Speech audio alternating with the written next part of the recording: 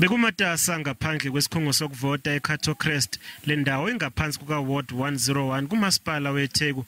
Leli wadi beliphethwe ikhansela uSiyabonga Mkhize oyilungu leANC.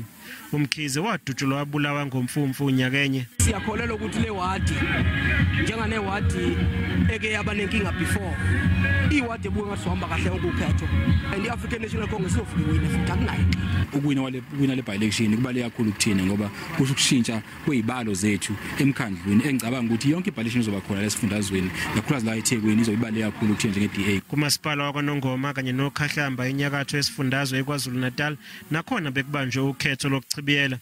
Bekuneyikhungo engama-23 kanti bangaphezulu kweyinkulungwane engama-33 abavoti ababhalisele ukuvota. It's an unfortunate part of it that we are losing councillors. We are talking about this by-election. There is another one that is going to be declared very soon, Ward 103. That those incidents are tarnishing the image of the country. The people that are actually killing each other, it's just the ANC.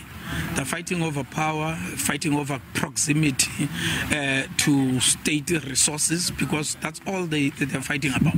Lamaqembu ezombusazwe wathi ukuvota kuhambe kahle kuzona zonke izikhungo zokuvota ngaphandle nje kokuthi isikhungo sokuvota eseHoward College sivule sekwedlule isikhathi.